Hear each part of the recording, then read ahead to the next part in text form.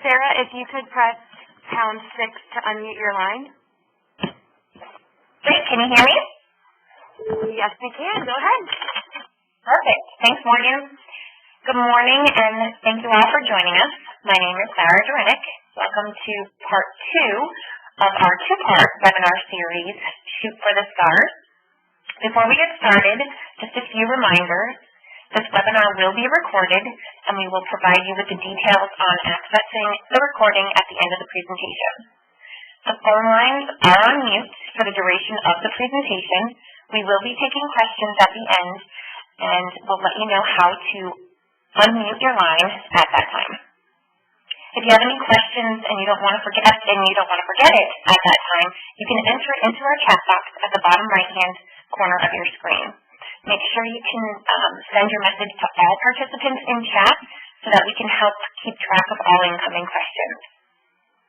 If you find that the presentation is a little cut off, you can use the icon at the top of the presentation to adjust accordingly. And with that said, let's get started. During the first webinar on November 10th, Danielle reviewed the 5-star rating system. She discussed how the recent changes to the nursing home quality measures will impact your star rating and some of the implications of your star rating on quality and payment. Today, we're going to address questions that were asked on the 10th. We're also excited to have some guest speakers from a nursing home in Massachusetts who will be sharing with us their 5-star journey. They'll be highlighting the systematic changes that they made in order to improve their overall star rating. We've also reserved time at the end of the webinar for questions and discussion. So we received several questions during part 1 of this webinar series.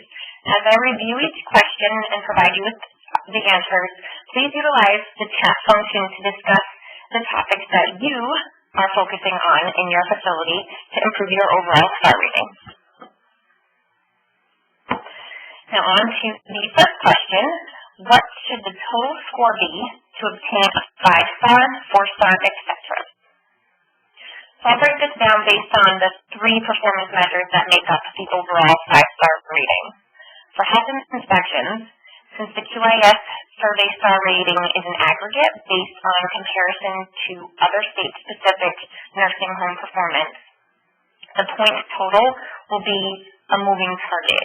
You have to know how the distribution of the top percent to bottom and middle percent play out before you're able to calculate how many points you need to gain to obtain a 5-star in your QIS survey process. For staffing, once you've calculated your adjusted staffing hours per resident day, you'll be able to identify the total number of star points you've earned to determine the number of stars for the staffing rating, as you'll see in Table 5 on the slide. Similar to the staffing rating, your QM rating, the points are summed up across all QMs based on the scoring rules outlined in the Technical User's Guide to create a total score. As you'll see from the chart on this slide, in order to achieve 5 stars in the quality measure domain, you must achieve a minimum of 905 points. And we'll provide you with a link to the Technical User's Guide where you can get more detailed information on how to calculate these scores. The link will be provided to you in chat. The next question asks, if the patient is discharged home, then returns to the facility within 30 days, does it count negatively? In this case, the resident would be factored in your total percentage of short-stay residents who are not successfully discharged to the community.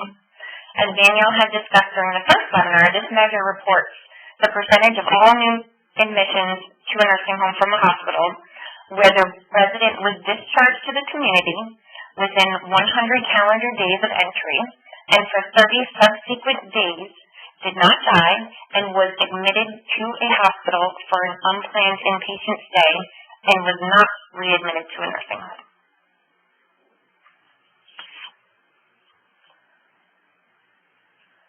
All right, next question. Do they only look at the most recent survey and then the 2 prior surveys for 3 years total?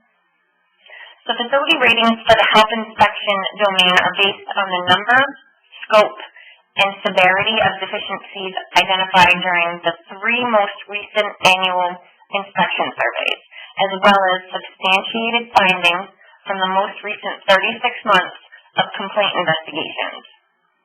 All deficiency findings are weighted by scope and severity. This measure also takes into account the number of revisits required to ensure that deficiencies identified during the health inspection survey have been corrected. The most recent surveys are weighted more heavily, with the most recent period, which is within the last 12 months, being weighted 1/2. The previous period, between 13 and 24 months ago, are weighted a factor of 1/3. And the second prior survey, which are those from 25 to 36 months ago, have a weighting factor of 1/6.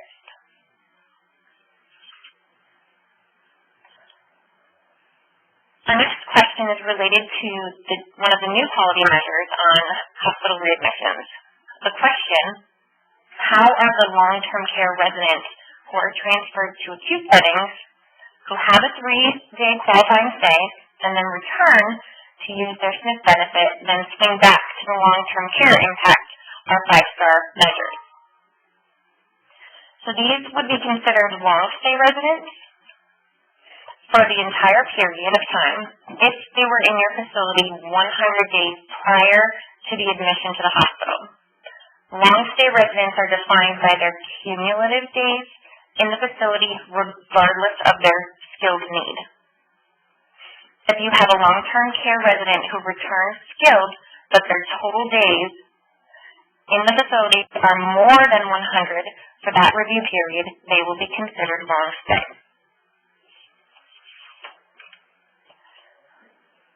The next question asks, for the planned hospitalizations, whose data will be used to determine that the hospitalization was planned? Now, this quality measure reports the percentage of all new admissions or readmissions to a nursing home from the hospital where the resident was readmitted to a hospital for an inpatient or observation stay within 30 days of entry or reentry. These measures are based on hospital Medicare claims.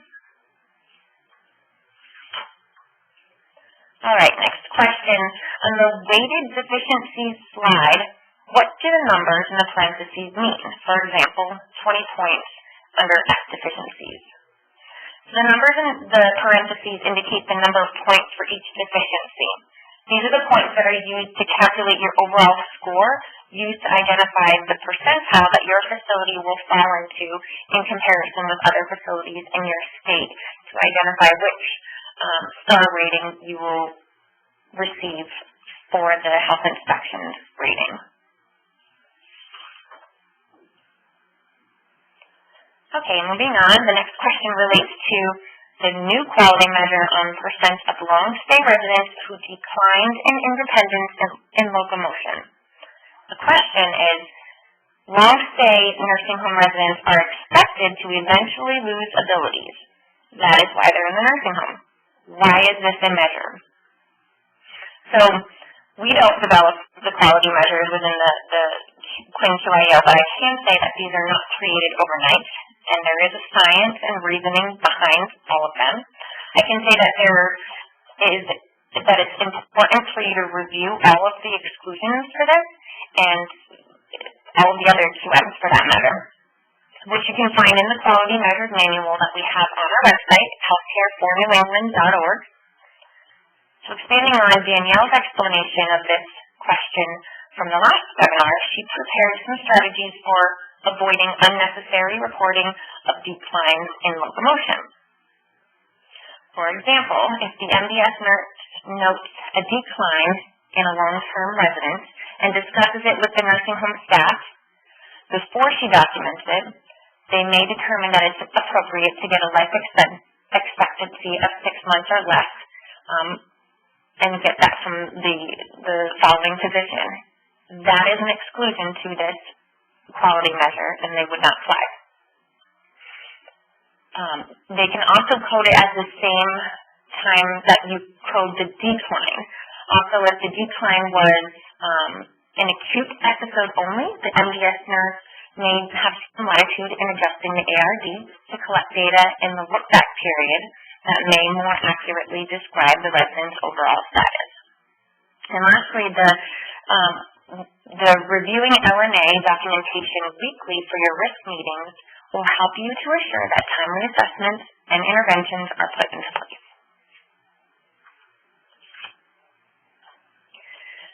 So a few more additional follow-up questions from the last webinar.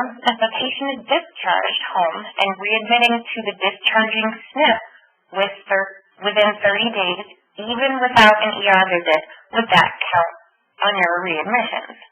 No, but it would count on your successful discharge to the community quality measure. Next, if the outside complaint, the QIS complaint investigations, results in an unsubstantiated finding, do they affect our 5-star measure? The answer to that is no. They have to be substantiated and result in a deficiency. What is the highest star rating that you can get on a health inspection? That would be 5 stars.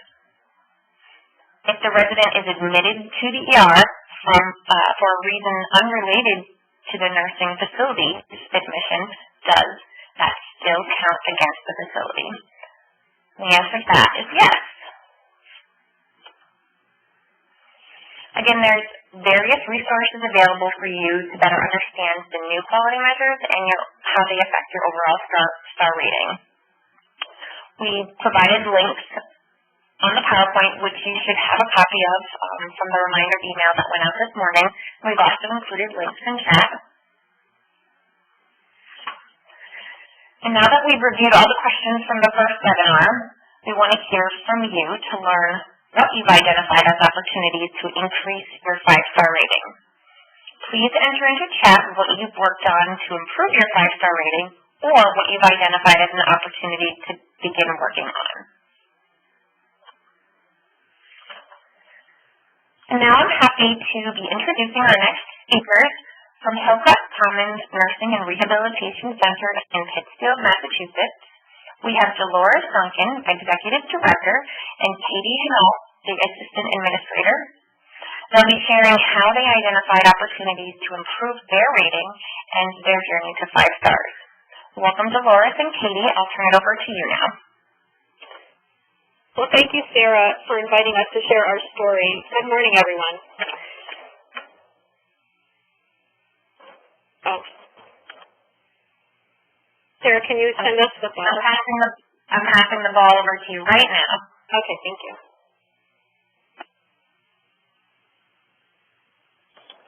Okay. We started on our journey to move our overall star rating in 2014. In 2014, we had a health inspection rating of 1 star. We had a staffing rating of 4 star. Our quality measures were a 4-star rated, and we were overall 2 stars, as we had received an extra star for our 4-star staffing. We recognized quickly that we needed to adapt what we were doing for our health inspections, as this was the greatest opportunity for us to impact our overall star rating and achieve the outcomes that we desired. We first looked at breaking down our areas, trying to identify what was the problem, why were we not achieving the goals that we were looking for.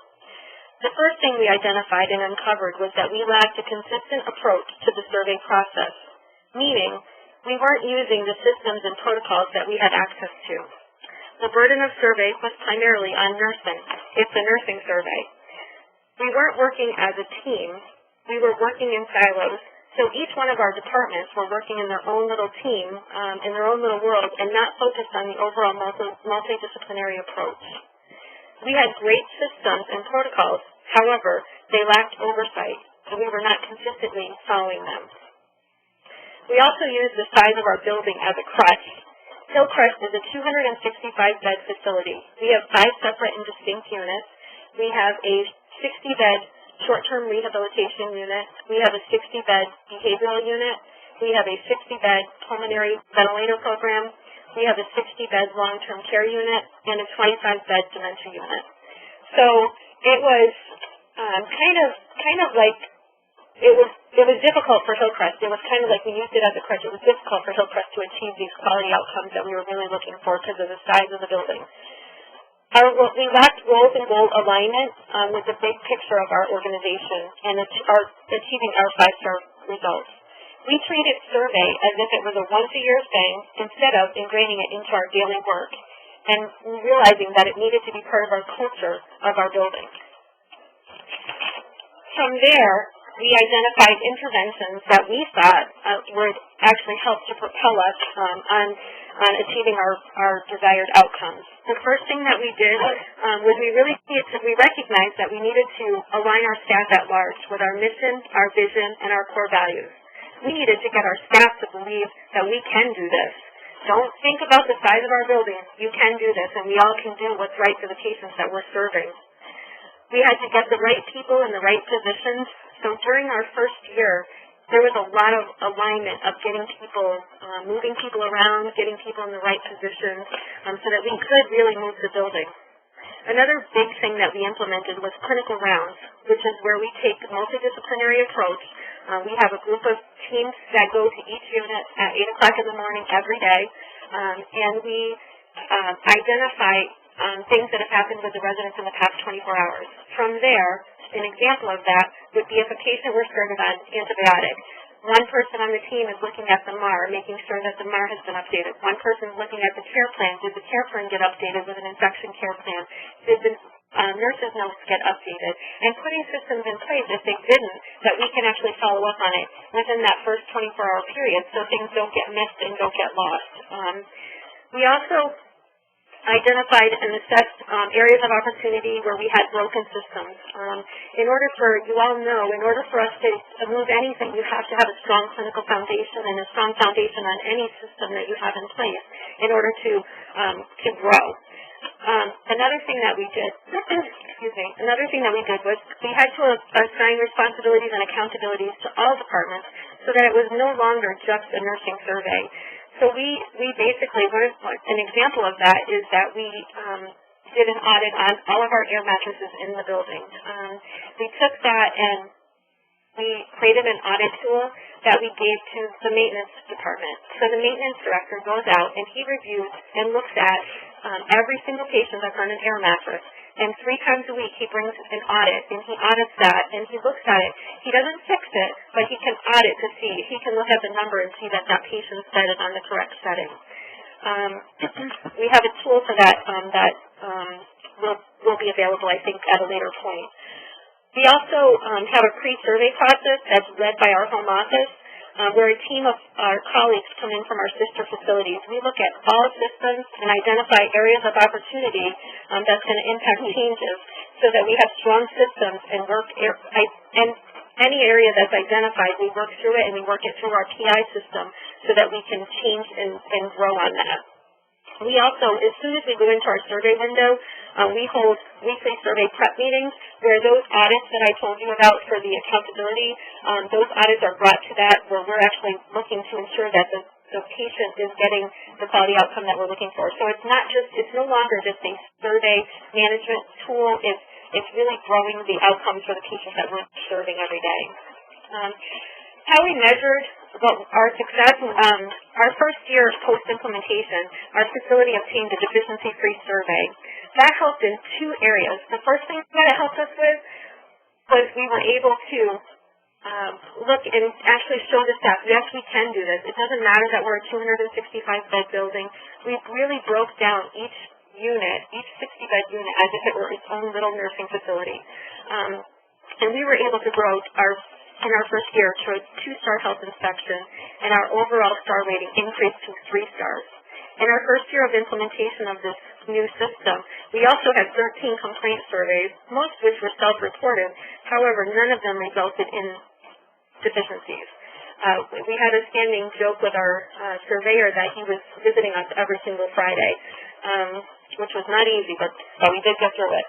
In our second year of implementation, we moved our health inspection rating to a 3-star after receiving minimal deficiencies. We also moved our overall star rating to a 4-star. In 2015, we only had 2 complaint surveys, neither of which resulted in deficiencies. In 2016, we had 3 complaint surveys. Only 1 resulted in a minor deficiency. We are currently in our survey window and anticipate moving our health inspection rating to a 4-star. How we've sustained our success, we continue daily clinical rounds. I firmly believe, and our team firmly believes on that a strong foundation built on our clinical systems is really what's going to help keep us where we've been able to achieve. We have ongoing staff education to any new policies and procedures and protocols, which helps drive the outcomes that we're trying to achieve. We monitor compliance to identify opportunities for continued performance, initiatives to help drive quality and continued success. In areas that we identify where we fell short, we immediately put a plan of correction in place. So we don't wait for DPH to come and tell us that we didn't do something correct. We actually put a plan of correction immediately, and we don't wait for it to become that level. We actually are implementing plans of correction immediately. One of the areas where we did fall short when the new quality measures came out, an area that we are currently working on is the percent of short-stay patients that we successfully discharged back to the community. That is one of the areas that really we didn't do as well as we had anticipated. So I'm going to turn this over to Katie and let Katie talk a little bit about how we did that. Thank you, Dolores. Hillcrest's current rating for this measure is 52.7%. That's compared to the national average of 56.2% and the state average of 56.4%. For this measure, the higher your percentage, the better. So when we compared our results, we realized that we had work to do. So we created an interdisciplinary project team to help us identify where we were coming up short, and we took a deeper dive into how we could affect change in this area and where our breakdowns were. We then developed and implemented a PI plan to address our areas of opportunity, and one of the first things that we did was partner with one of our home care agencies to assure safe care transitions for our residents discharging the home. That collaboration included a visiting nurse attending our initial discharge planning meetings, our staff nurses collaborating on a QI project with the VNA nurses to improve our residents' understanding of their medications by discharge using teach-back techniques, and using a warm handoff to communicate the resident's status of discharge. And we're currently looking at the possibility of a VNA representative joining our PI committee. We also developed a new RN case manager role on our short stay unit. The case manager follows the resident from admission through discharge and beyond. She has a very active role in identifying resident care needs, and she phones each discharged resident on days 1, 3, 10, and 21 with scripted questions to identify residents who may be at risk for rehospitalization in return in an attempt to prevent that. We've also revised our discharge planning process, which includes meeting with residents and families earlier in their stay to address discharge needs and identify barriers more quickly. And prior to discharge, every resident is scheduled a follow-up PCP appointment. The discharge summary is faxed to the community PCP on day of discharge. And the PCP office has our contact information to keep facility staff in the event that there are questions about the patient's stay with us. So these are just a few of the things that we're working on through PI to impact this measure in particular. Thank you, Katie. Some of the lessons that we learned along the way, I think the most important lesson we learned was that we needed to change the culture of our building to understand that survey management could not be a separate body of work. It has to be part of our everyday culture and expectations of our staff. When these systems are solid, it goes hand in hand with quality outcomes. We are also fortunate to be a vital part of our home office committees, where we are at the forefront of learning the latest regulatory news and new initiatives coming down the pike, which helps us drive the success of our overall organization. We've also learned that we're never going to stop building and growing on our success. It's kind of like we're nomads. It's an ongoing daily challenge to drive clinical and service quality to achieve the results that we're all striving for. This demands ongoing performance improvement initiatives that require our entire team to be engaged and moving in the same direction. It's important for us to celebrate the wins that we have along the way, to keep our team motivated and inspired to drive the quality outcomes for the patients that we serve every day. So really it was just not about the survey. It was so much more than that, because it was about driving our clinical quality for the patients. So all of these points help us continue on our journey to build on the success that we've been able to achieve over the last 3 years. Thank you for allowing us to share our story. And I'm going to turn it back over to Sarah. Thanks, Katie and Dolores. I want to congratulate you and your team on your achievements. It's not an easy challenge, but you guys have really been able to take control and do a lot of great things. They've graciously shared the tool that they referenced during their presentation with us, and we'll include a copy of it in the webinar follow-up email that we'll be sending out tomorrow, so keep a lookout for that.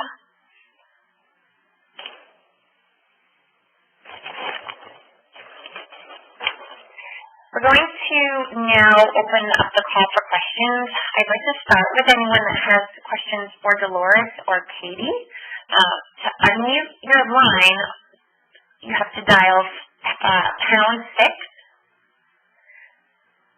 If anyone has any questions, feel free to join us on the phone. Dial #6. Hi, this is Julia Portella. I wanted to know what were the kinds of Hi, this is Julia Portella. I just wanted to know what kind of successes, how did you reward that success for the organization when you got a win? Every time we got a win, we do things called beargrams, and we go out and we do that. We also have where people, we did a big party at the end of our survey window. After our survey, we had a deficiency-free party. We also, it's really about communication, town hall meetings, to communicate the wins that we do every day. In morning meeting, we share wins with our management team. We don't go past morning meeting without having a short-term win for that day, so and those team members then go back out to their teams and they share those short-term wins with their teams, so that we keep everybody going towards the same direction. Thank you. Do we have any other questions on the line?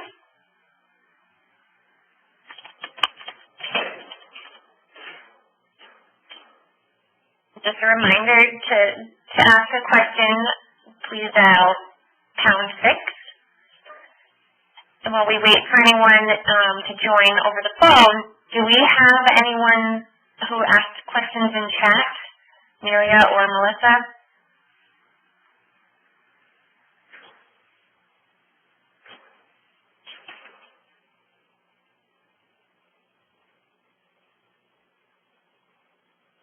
And while we wait to see if there's any questions in chat, I did notice that we had a few people that shared some of their projects that they've been working on.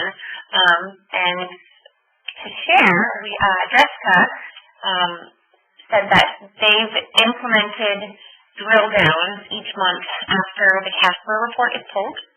And the patient lists for those triggering in the quality indicator enumerators are reviewed for each QI. For example, if it's falls or UTIs. From there, they review each patient and each quality indicator. They've implemented education and were able to gain an overall star and star in quality last month, making them a 4-star overall in quality. And they said that a lot more has gone into it than this quick explanation. So, Jessica, if you're available and you want to share, to elaborate a little bit more on what you guys did, I do want to congratulate you because that's wonderful. You are now 4-star facility, so congratulations. If you have more to share, feel free to dial #6 and you can unmute your line. Just going to take a break for a second. Do we have any questions in chat?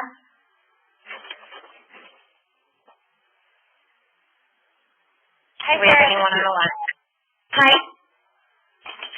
Hi, Sarah. It's Melissa. I'm sorry. I've been talking to you on mute. We did have a couple of questions in the chat.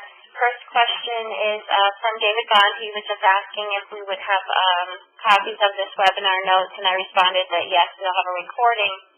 But I just wanted to also check in. We'll have any Q&A available as well, correct? Yes. Yeah. Okay. And then there's a question from Pam Heckman asked, what is a diagram? I think that question is in reference to... It's from Hillcrest. So we do, it's where we have a couple of different recognition programs, one of which is a beargram, and it's where every time a staff member is recognized for doing something positive, or a resident can identify them, or another staff member, a family member, a visitor, so anyone can identify any patient, any staff member, and there's like a little write-up that goes to them, and then that's celebrated in morning meeting, and then it's celebrated with the employee when they get the beargram. They get a little bear pin. So along their name badges, the more pins they get, that's a really cool recognition for them. And then we also have what's called a profiling care nomination. It's where an employee is going above and beyond. So that's just below where they rise to the level of a profiling care nomination, which is something where they get nominated, then a committee votes on those, and then they get to an annual dinner where they're taken out with their family and they're recognized publicly at a very nice hotel dinner kind of thing. So that's what that is.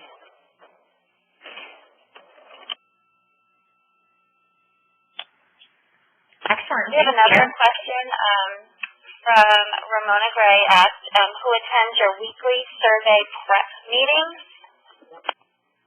We have our entire management team, as well as there's CNAs that are involved in that. There's our payroll persons involved. So lots of people have different assignments along the way.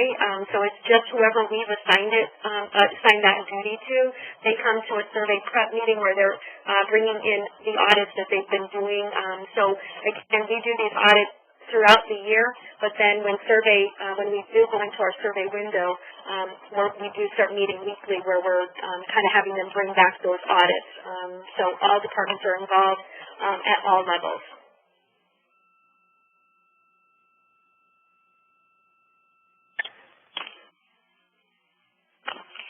So thank you for that. The next question kind of goes along the lines with a previous question about having the notes recorded from David. The question is, can the scripted post-discharge questions be shared? I'm going to say yes, we could share all of the information, and we can actually have a printout of the whole call, so we'll have that available to you. Other than that, I don't see any other questions in the chat at this time. Thank you, Melissa. Do we have anyone else that has a question to ask on the line? As a reminder to unmute your line, please dial #6.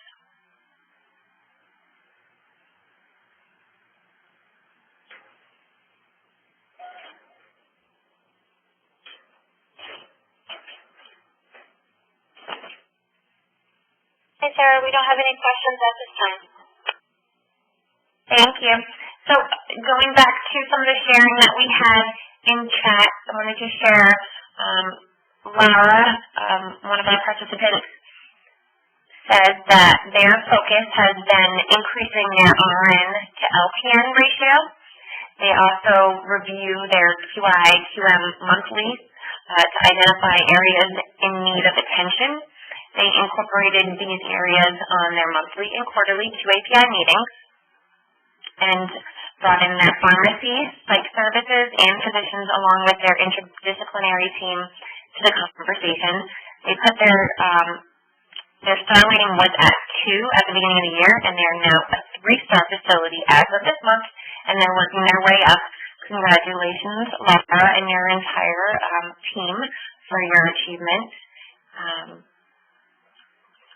and your success.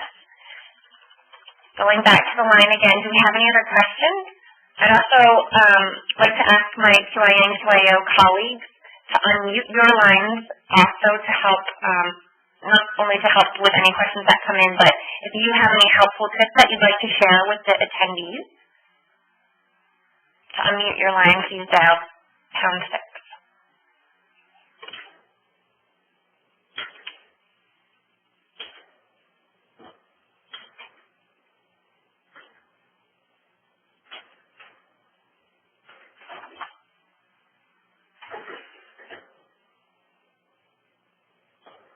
Do we have any more questions in chat? I do not see any questions in chat. I actually just was trying to encourage people to share what they're doing. Other than that, I don't see any other questions. Okay. Well, in addition to, if you're trying to determine where to focus your improvement efforts, I just wanted to remind everyone that the QIN-QIO shares quarterly nursing home reports. They're a great resource. We provide you with a quarterly quality measure trending report. It's called the Standard Analytic Report, as well as a hospital readmissions report to track your improvement. And you can identify other areas where you may be declining and need to focus new efforts. And the latest set of reports are currently available and being sent out this week and next week. So to get copies of your reports, or if you have any questions, please reach out to your state lead and they can get those to you.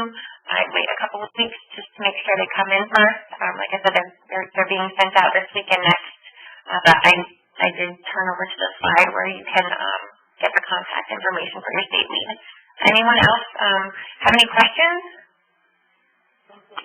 There's one more question in the chat. Morgan, can you tell everyone how they can obtain a copy of part 1 of this webinar? Sure. In the email that we will be sending out tomorrow, we'll also include the link to the first part of the recording for the first part of this webinar. So we will definitely be able to share that with you guys then.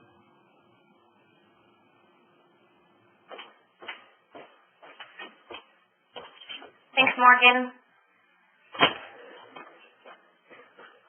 Last call for any questions before we wrap up. We still have some time, so if you have any questions, please feel free to jump in. To unmute your line, please dial #6.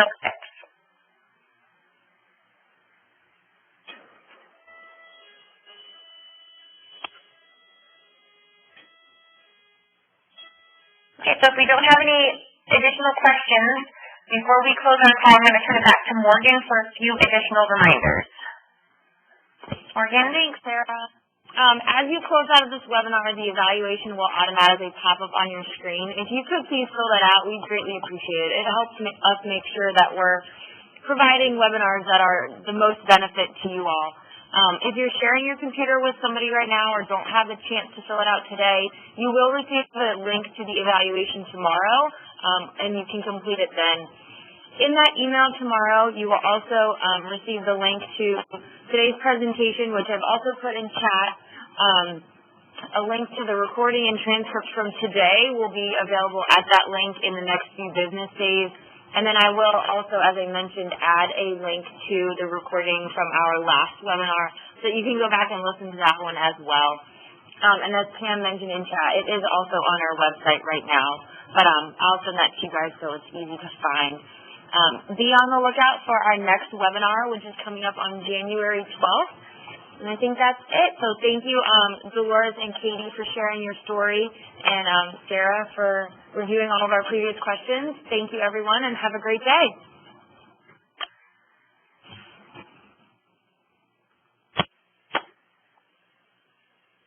The leader has disconnected. The conference will be terminated in 5 minutes.